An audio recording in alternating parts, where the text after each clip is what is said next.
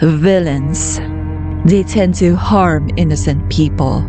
They dare to hurt our beloved heroes. They are designed to be despised. The same would naturally be expected from these characters who are implied to be the main antagonists of the upcoming Bridon chapter or Yingdu. However, you know what truly makes it difficult to fully despise villains in fiction, right? Yes, and that is if they look so hot. There are plenty of fans who already like them so much, even though the Bridon arc hasn't even premiered yet. Although, I have a bad feeling that they're just going to show up on the later half of the series. Yeah, I'm still kinda upset with season 2 of how long it made me wait for Liu Xiao to appear. Anyway, there's no denying that these characters are very intriguing and interesting, and we're dying to know more about them. But at this point in time, we've got no choice but to wait. And while waiting, it's a common, unhealthy habit of Link fans to overthink about these characters and form theories about their role in the story. So, I'll share to you guys some of the popular theories I've come across with and some of my own. With that, if you don't mind potential spoilers and are interested to know about ideas that may torment you later, then without further ado, let the pain start. Before we discuss about the main villain trio, let's briefly try to check on the other antagonists that played a big role in season 2. But I'm not counting this guy. I will never forgive him for what he did to Chen Pin. Now, for Tianjin, most likely he's still in jail. Still alive, unfortunately. Then about Li Tianxi, I think she will remain dead. Sorry for the reminder, but I'm hoping that we will be getting some flashbacks of her somehow. No, not that flashback. Just happy ones, please. As for Li Tianzhen, well, the season 2 finale had shown him joining Liu Xiao.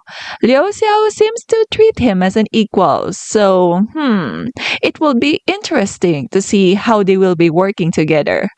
I think Li Tianzhen is going to appear in the Bridon arc, but only for a short while, and as long as the setting is still in China.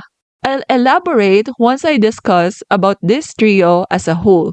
Alright, it's now time to focus on each of the stars of this video, beginning with the mysterious character who already showed up in season 2.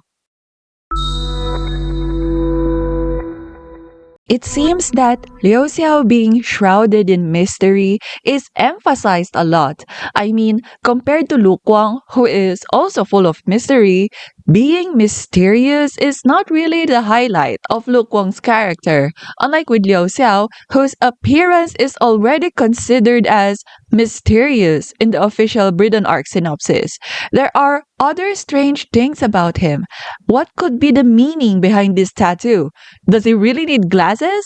Why is he wearing a hat? Why is he reading Shakespeare? Why was he looking at the duo with that creepy smile? I think he is similar to Lu Guang in a sense that he knows and hides a lot of things, and it appears that there's already something suspicious about him since childhood. You see, when he and Li Tianzhen were kids, he was very certain about meeting Li Tianzhen again in the future, and they did. And Liu Xiao acted like it had been part of his plan since back then. And that might have something to do with his supernatural ability, which had most likely awakened since childhood. If Liu Xiao is not exactly the type who can predict the future, perhaps he is the type that can see fate or destiny. Like, literally. That somewhat explains when he talked about parallel lines at the season 2 finale. Liu Xiao describes fate to be made up of multiple parallel lines. He might mean that one's fate has endless possibilities and they lead to uncertainties. However, he also mentioned about wanting to make those uncertainties as certain. And he plans to do that by bringing many parallel lines together, as many as possible. This might mean that he wants to narrow down the possible futures in order to force a particular fate to happen. At present, it's a little unclear whether the parallel lines which Liu Xiao is talking about is the same as the multiple timelines which Lu Guang had caused. So while there's no official explanation of this lore yet, I will assume them to be the same. The same in a sense that, let's say, Zheng Xiaoshu had 10 possible futures.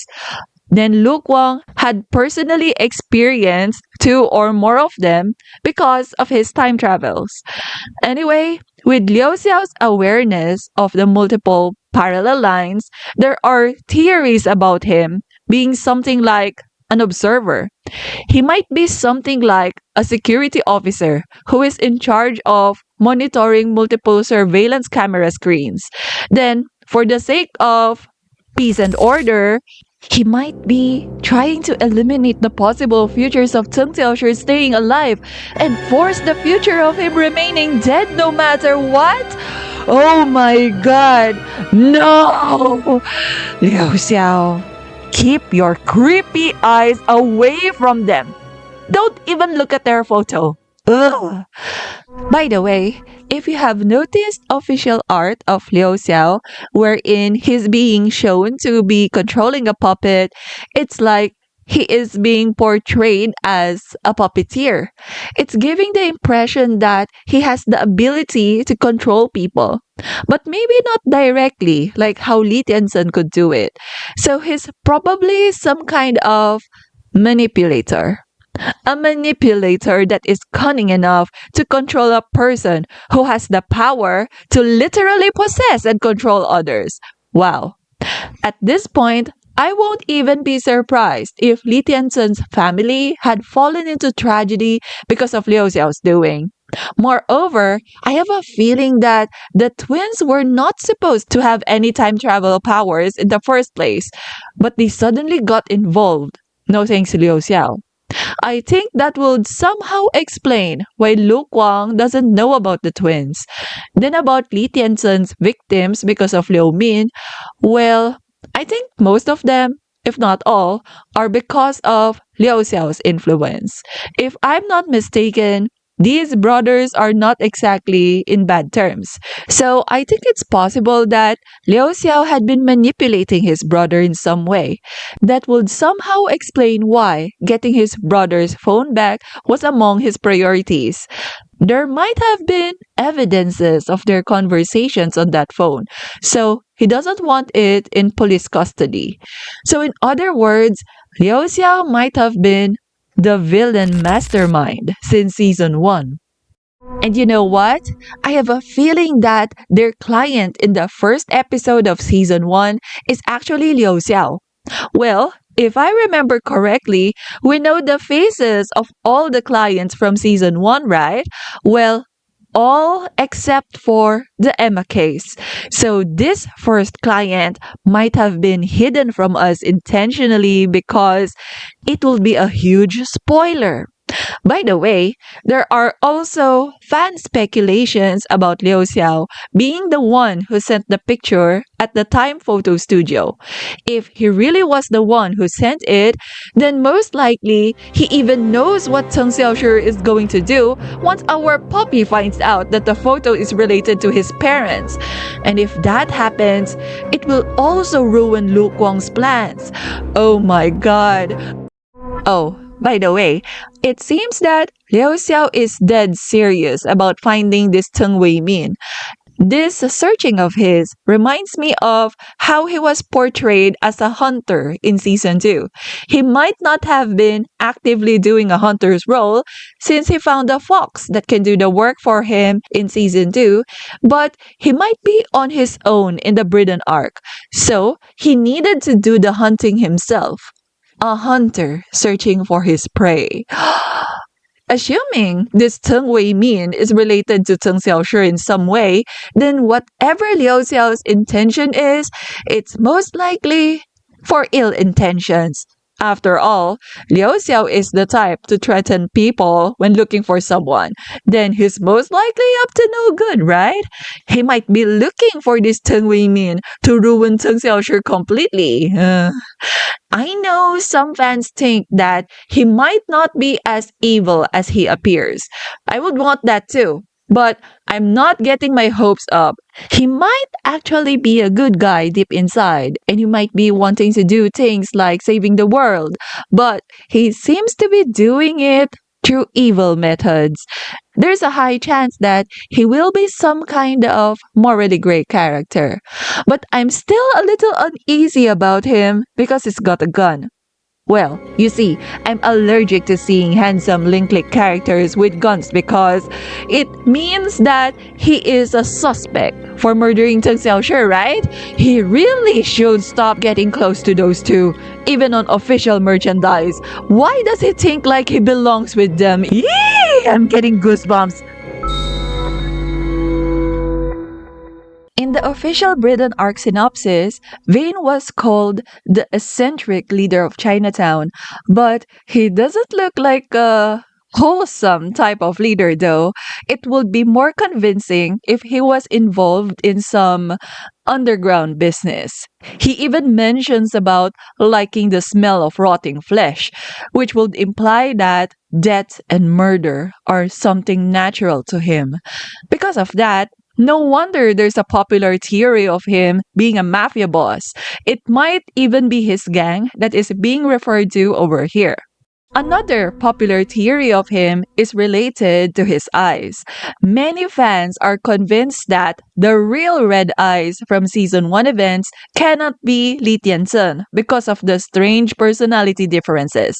Although Li Tianzhen is no doubt unhinged, he wasn't as homicidal as the red eyes here. There are other reasons, and many are convinced that red eyes, at least on selected scenes, had to be someone else, and that someone else might be Vane. But personally, I still find that hard to believe because the whole Link League Season 2 has tried to point out that everything's done by the twins. Li Tianzhen pretty much confirmed it was him during his conversation with Teng Xiaoshi over here when he said that Teng Xiaoshi couldn't cheat anymore. Li Tianzi herself confirmed it too when she explained how they do their work. Moreover, if Vane was the one on this scene, I don't think Teng Xiaoshi could have overpowered him in combat. I don't know. I just can't imagine Vane losing to Teng Xiaoshi in fights, especially if he is indeed a criminal. But if ever there really is a red eyes that wasn't Li Tianzhen, I think the one who possessed Emma seems most probable. The red eyes here saw Teng Xiaoshi, right? So it was strange that Li Tianzhen didn't show any signs of remembering Teng Xiaoshi from that time on any of their encounters in season 2. Well, whether Vane is related to the red eyes or not, I think he will be showing us a new kind of ability in the Bridon arc. This scene looked like Vane is literally inside a dream, so there are fans who speculate that he might have the power to enter dreams. But alternatively, I think his power is to make his targets see hallucinations, like with what's happening with Luke Wang on the recent trailer. It is unclear whether Luke Wang's eyes did turn red over here or it's just because of the color theme. But assuming his eyes did turn red, then I think Vane has something to do with these visions. Well, they can't be the real thing since we don't see Teng Xiaoshi's body, right? So Vane might be messing with Luke Wang's mind here. and Vane is freaking enjoying it. Vane keeps on talking about punishment for changing the past. A lot of people speculate that his words are directed at Lu Guang, but I think he might be referring to both Lu Guang and Teng Xiaoshi. I'll elaborate on that in another video. But how exactly he was doing those punishments is unclear. Well, since he is the type who thinks that the smell of rotting flesh is also nice, then that strongly implies that his punishment is through murder. And that makes him yet another suspect of killing Teng Xiaoshi. He might even have a gun too. Oh, I'm so scared for these two. Oh, Vane, I love your eyeliners, but please stay away from those two. By the way, you might have also noticed that Vane is the only one among the Linklake characters who doesn't have a Chinese version of his name. So most likely, Vane is just his alias, while his real name is top secret until the Bridon arc or the third season reveals it. Why did they bother to hide it though? Oh, maybe it's too much of a spoiler, like the name would hint his relation to Lu Guang or something. Remember this ad from the first Bridon arc promo video? It was talking about the music festival, but it seems that Xia Fei wasn't just a model who was promoting it, but he will actually be performing in it too. He's been carrying what looks like a guitar case on some official photos. So, if he doesn't sing, he's a guitarist or some other type of musician at least. But I think he's most likely the type who sings anyway, like Teng Xiaoshi. By the way, remember the moment when Teng Xiaoshi commented about Xia Fei looking multiracial? I think his being multiracial might be relevant to the plot. Most likely, Xia Fei is half Chinese and half British. My guess is that he will be the first among this trio whom our heroes will be meeting directly. I can imagine Teng Xiaoshi being relieved to meet a foreigner that is fluent in Chinese. Teng Xiaoshi would recognize Xia Fei for sure, and it will be very amusing if he will be bold enough to also ask Xia Fei to model for him. Oh, do you know that there's this theory about Xia Fei and Teng Xiaoshi being related by blood because they look kind of similar? There's even a bizarre theory about Xia Fei being Teng Xiaoshi's father reincarnated. What? But anyway, some fans think that they might be brothers. More like half-brothers, I guess, because Teng Xiaoshi seems to be pure Chinese. But I think it's more probable for them to be cousins. Or maybe these two being related by blood somehow is just a wishful thinking. But if they are indeed related, that somewhat explains why both of their eyes turn yellowish when their powers are activated. Whether Xia Fei is related to Teng Xiaoshi or not, I think they can be close friends. The official synopsis had described Xia Fei as someone friendly after all. So perhaps he worked together with the two, even if it's just temporary. Oh, did you notice Xia Fei also running in this scene? Well, in case not, he's over here. There are two interpretations on this. One is that Xia Fei is chasing after the duo, but the other interpretation is that he is running with the duo. Both are funny, so I'm okay with whichever outcome. I don't know why, but seeing Xia Fei run like that makes him look so dorky. But I would really like it more if Xia Fei was running with the duo. It would be funnier if he is being left behind because the duo were able to run ahead and are running faster. It would make him look more pathetic. Oh, I strongly wish for Xia Fei to be a new comrade of our heroes, but I have trust issues with new Linklake characters. You see, I'm afraid that this seemingly friendly guy might even be the most dangerous one of all. He is the one without any dialogue from the promo video so far, making him even more mysterious compared to the other two. But well, whether Xia Fei is actually a villain or not, there's a theory of him being involved in something romantic. A fan has noticed on this promo picture that there's a photo of a woman who looks similar to Xia Fei. It seems to be relevant to the plot because her photo disappears along with Xia Fei on the lenticular card version of this picture. Possibly, Xia Fei's motive in the Bridon arc has something to do with this woman, like he might be searching for her. Maybe she is his sister. So the story of the twins is like foreshadowing for Xia Fei's introduction. Oh, or maybe, like Li Tianzhen, she might be Xia Fei in disguise. I know it's a crazy idea, but I think that would be fun. Or perhaps it's actually an old photograph of his mother. I would like this more. But there's also the possibility of her being his lover. Ooh, the plot thickens. The literal translation of Linklick's title in Chinese is Time Agents. It might be just some superhero term that Sun Xiaoshi had come up with, but what if there's actually an organization consisting of special agents with different supernatural powers that maintain the peace and order on time-related matters in this world? That brings the popular theory about this trio being a part of this time agent organization.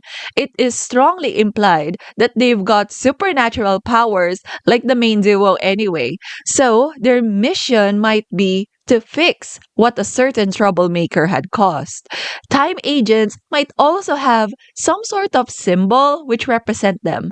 And in this music video, fans have noticed that there are numbers and card deck symbols assigned to them. Number 1 shows Xia Fei with a spade symbol. Number 2 has Vane with diamond. Then number 3 is Liu Xiao with clover. But who represents the heart symbol? There's a popular theory about Lu Kuang being a former time agent. However, he betrayed them or escaped from them or left them due to either personal reasons or simply because of Zheng Xiaoshi. We'll try to explore this idea more in another video. But anyway, this idea made a lot of fans think that Lu Kuang might have been either Liu Xiao's or Vane's former partner. I guess that would explain their connection or strange interest towards Lu Kuang. And because of that, there's a popular joke about Lu Kuang being Liu Xiao's or Vane's ex-boyfriend. By the way, although it seems that these three are part of the same team, the official synopsis has stated about them having different motives. And whatever those motives are, it seems that all three of them are potential obstacles to Lu Kuang's goal of saving Zheng Xiaoshi. So it's possible that they might only be working together because of a common goal. Or maybe they only seem to be cooperating on the outside, but they don't really trust each other. Oh, it will be interesting if they end up double crossing each other in the end. When each of these three meets the heroes, I predict that Xia Fei will be an ally. Then Liu Xiao will pretend to be an ally. Then Vane will be the one who's hostile from the beginning. But at the end, I think the twist will be something like Liu Xiao becoming a comrade. Then Vane will actually be nicer than he appears. And then Xia Fei, I don't want to think. Okay, maybe those are just my wishful thinkings. I strongly prefer all of them to become comrades against a common enemy. But Li Tianzhen and Tianjin didn't exactly become allies at the end of season 2, so I'm not getting my hopes up. But I guess it's okay if they do end up as enemies until the end. Just show us Xiaoling beating them all up. By the way, there's something strange about this music video. We see Liu Xiao showing up after the twins, right? But suddenly, there's a glitch. And it's only after that glitch when Vane and Xia Fei show up. It has to mean something, right? I'm suspecting that these two only exist or at least they only get involved in a different timeline. So, in other words, these two pairs cannot exist or interact on the same timeline in some way, except for Liu Xiao, since he is someone who can be a part of both timelines. Then if Cheng Xiaoshi and Lu Guang meet the other two, then that would mean that they might have dived into another timeline, right? Oh, let's discuss that further in another video. And what about you? What are your thoughts or theories about this trio? What would you want to happen in the Bridon chapter? I'm sure I'm not the only one who will be interested to know. So don't be shy in sharing what you think in the comment section, okay? Oh, about the theories shared in this video, of course, I won't be surprised if many of them turn out to be wrong. They're just theories after all. Well, whether you agree or disagree about the things mentioned in this video, but you had enjoyed it somehow, I would appreciate it if you click the like button. That always motivates me to create more content like this. Of course, I'm not yet done. This video is actually just a part of a much longer video, but I had to split them into parts or else I'll never be able to finish this one. So make sure to subscribe in order to be notified once the next link click video is ready, alright? And as always, thanks so much for watching and I hope to see you again. Take care!